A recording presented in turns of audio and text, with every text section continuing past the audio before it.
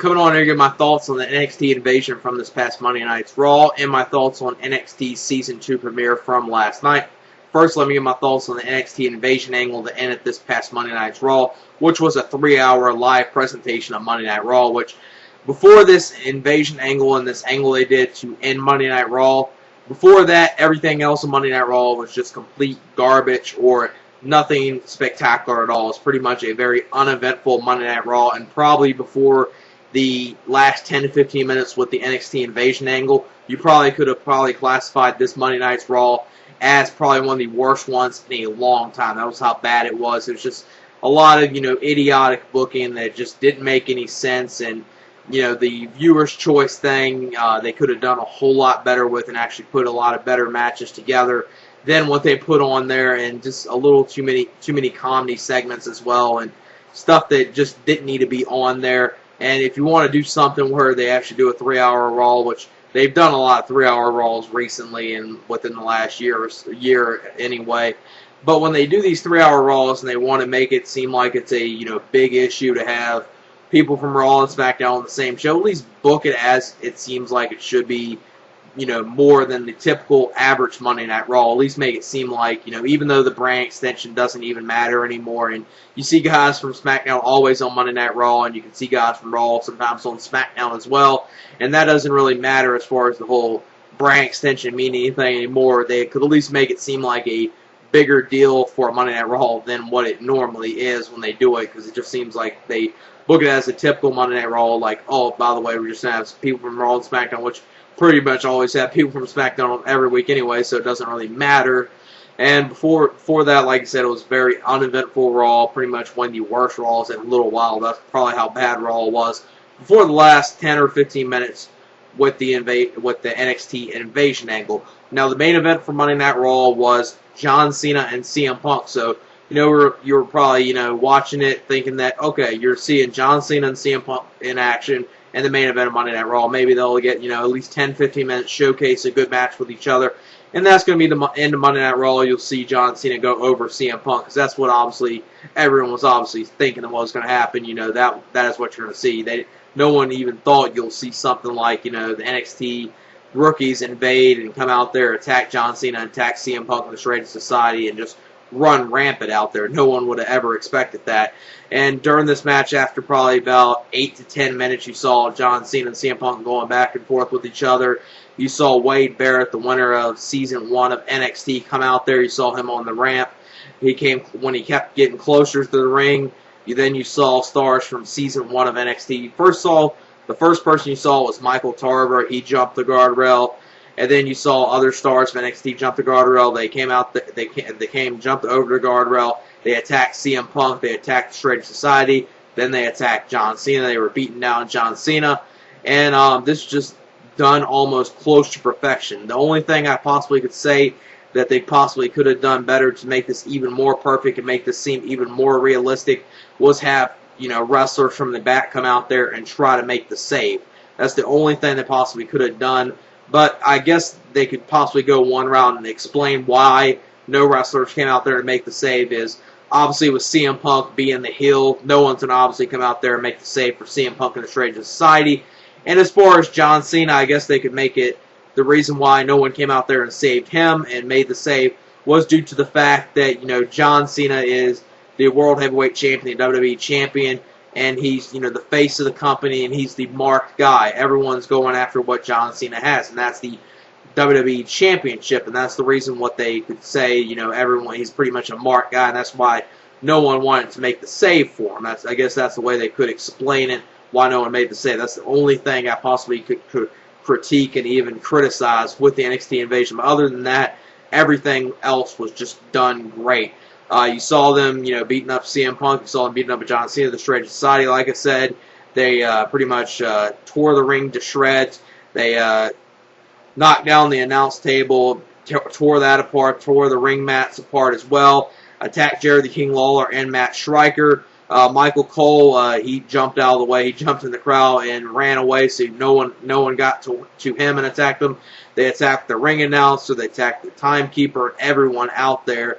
And, there were some people backstage, security and people like that trying to come out there and stop them from what they were doing. They got beaten up as well. And just this was done pretty much great. And then even in the ring, even more great, you saw John Cena. He kept on getting beaten up by the people on NXT Season 1. And you saw Bryan Danielson. This is probably even one of the best parts was Bryan Danielson. He was in there screaming at John Cena. You know, Bryan Danielson, Daniel Bryan was in there screaming at John Cena, you know, telling him, "You are nothing, John Cena. I am better than you." And then he spit in his face as well, which was just even more epic. I mean, this type of angle right here that ended Monday Night Raw was just one of those great storylines, great angles that just hopefully WWE follows through with it and does some great things with it, because just as long as WWE follows through with this type of angle right here could lead to a lot of great things. It could lead to a lot of good things just for WWE in general, because this could lead to them establishing some new faces, establishing younger stars, new fresh stars that they desperately need to put some new stars in the limelight. And this type of feud could do this, and it could lead to something very great, because, you know, at this point, you know, the NXT guys, the only ones I could possibly say the next 5 or 10 years I can see doing something really big in WWE is obviously Bryan Danielson, Daniel Bryan. If WWE uses him right and books him in the right way, he could possibly be a, you know, huge star for WWE in the next 5 or 10 years. Wade Barrett as well, even though I don't think he's that great in the ring. WWE sees something in him and a lot, and I think he's good on the mic. He has a good look to him, and with that, I think he could go some places in WWE in the future. And I could possibly see WWE pushing him very far in the future. It seems like already right now they're, you know, doing a lot of things with him, since he obviously won NXT Season 1, and then he's obviously the leader of this NXT faction, this NWO type faction they did on here. And this type of angle is something like you were on the edge of your seats. It was one of those mark-out moments that you very rarely see happen nowadays in wrestling, where it's something very unpredictable. And not only that, it's a mark-out moment that you would not expect to see happen, or it's just something original. That's the one thing that I can say with this. It was something very original. You didn't expect to see this coming, and no one expected it. It was one of those types of angles that you saw, one of those types of angles or feelings behind it that you saw almost all the time during the Attitude Era, between the Monday Night Wars, between WCW and WWE back in the late 90s, and you saw those two companies feuding with each other, and you saw angles like this that were, you know, having you know, talk about what's this going to lead to next, and, you know, really excited to see what this is going to lead to. And that's what it had the feeling of. It probably had one of the best type of angles on this Monday Night Raw in probably a long time. I would say it's probably one of the best angles in a long time I've seen.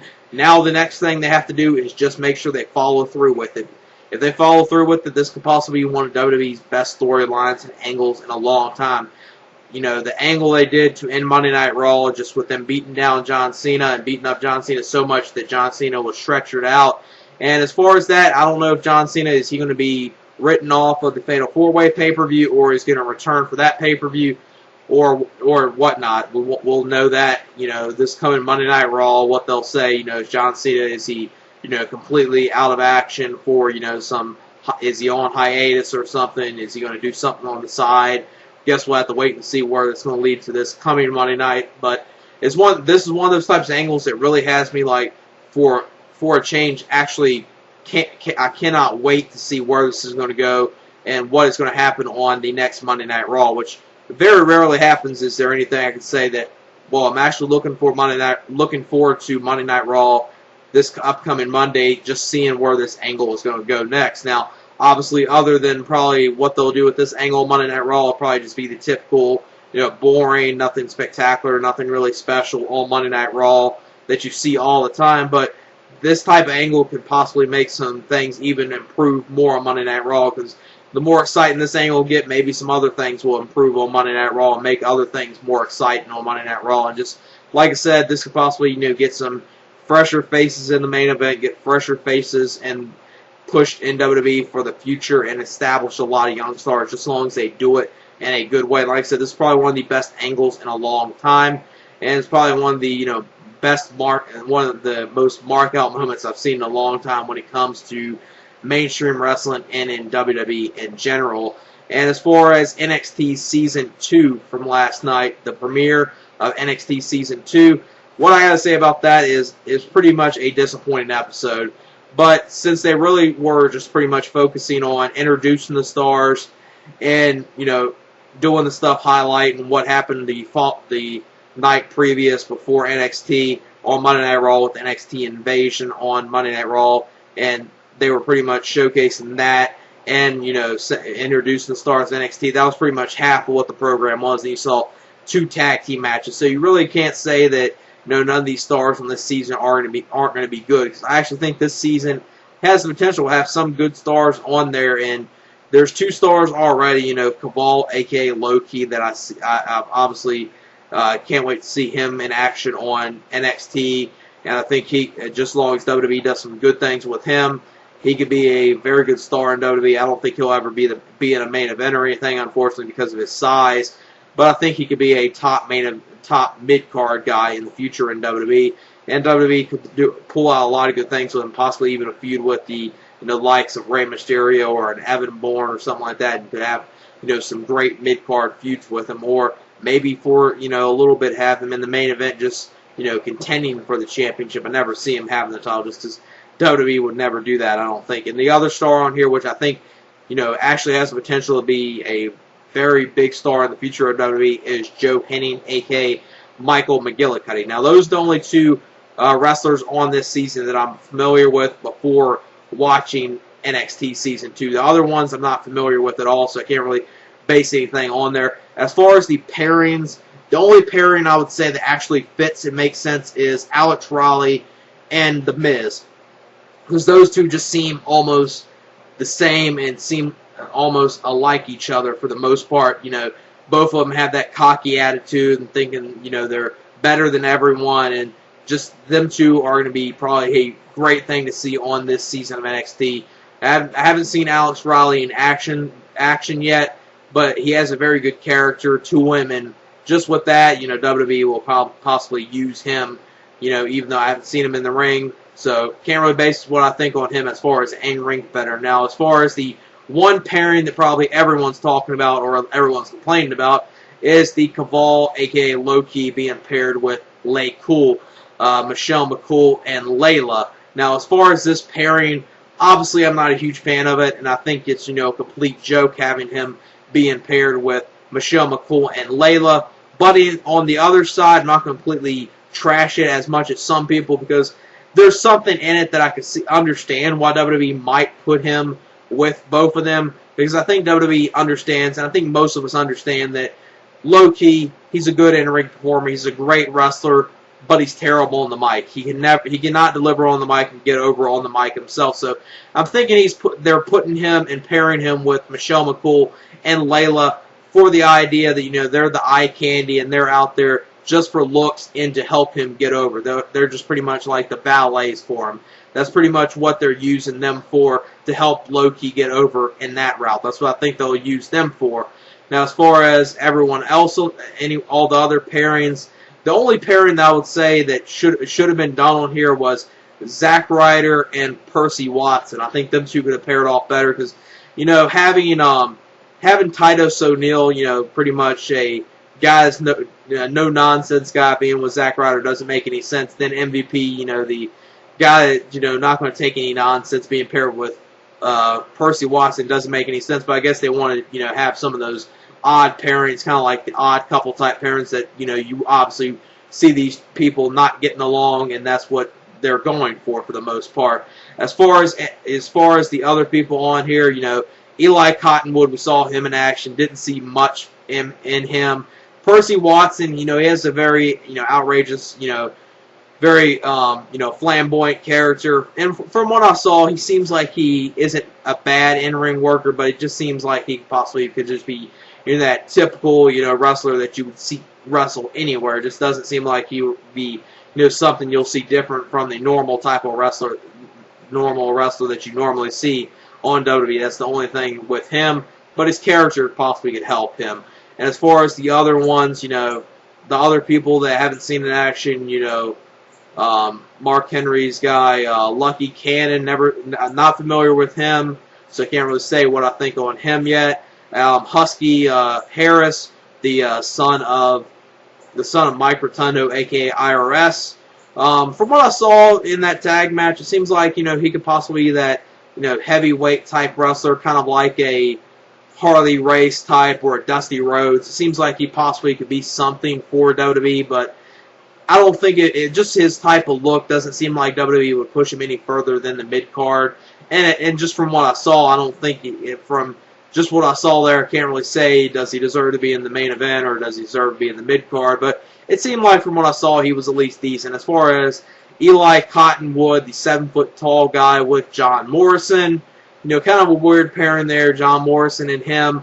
Now, as far as Eli Cottonwood, just from what I saw, it seems like he's just the typical giant, very sloppy in the ring just from the little tag match action that he got involved in that match. It just looks like he's very sloppy and just looks like a guy that WWE will just try using because of his size, but it doesn't seem like he'll go anywhere or be able to do much in WWE unless WWE wants to, shove him down our throats, which with giants, WWE tends to like doing that with giants and, big muscle steroid type guys. So just for his size, I could see WWE trying to use him, but just from what I saw in that tag match, seems like he's very sloppy. So overall, as far as the NXT Season 2 premiere, I would say it was a little disappointing, but for the most part, we're going to have to wait another 2 or 3 episodes to see, how the whole cast of this season are, because, with this first episode, they were pretty much just introducing you to the stars of Season 2, and obviously recapping the NXT Invasion on Monday Night Raw the night previous before NXT Season 2. And the end of the premiere was all the wrestlers were in the ring giving their thoughts. All the rookies were in the ring giving their thoughts on what they thought of the NXT Invasion, them beating down John Cena, and what transpired on Monday Night Raw the night previous before this. And most of them said, obviously they just did what they had to do and wanted to make just get something over and say they're there to prove something. And most of them were like that. And then you saw all the pros that were all the pros beat down the rookies of Season 2 to give them a message saying you better not do the same thing that the Season 1 rookies did the previous night on Monday Night Raw, and just send the message. And that's the way NXT Season 2 premiere ended. So like I said, it was a little disappointing, but you really didn't see much as far as anything in-ring action other than 2 tag matches that neither one got too much time, so you can't really state what you thought. I can't really state what I think about the people that I'm not familiar with yet until I see them in more action. So this season, I think, looks like it possibly has the potential to have a lot of good stars come out from it. Especially, I can't wait to see what matches you'll see and what matches you'll see with Cabal. Maybe have him against some of the pros. Maybe that'll be something good. Maybe him against someone like a John Morrison. That'd be very good to see. Or him against Kofi Kingston. I think that would be a very good match if they do that type of match. And overall, like I said, pretty disappointing Season 2 premiere. But I think we'll have to wait another 2 or 3 episodes to really see what's going to happen next. And as far as the NXT Invasion on Monday Night Raw, just like everyone else has stated, just excellent, close to perfect. The only problem I had with it was they could have had some wrestlers from the back try to make the save and do that. But other than that, it was pretty much almost perfect and just a great epic ending to Monday Night Raw.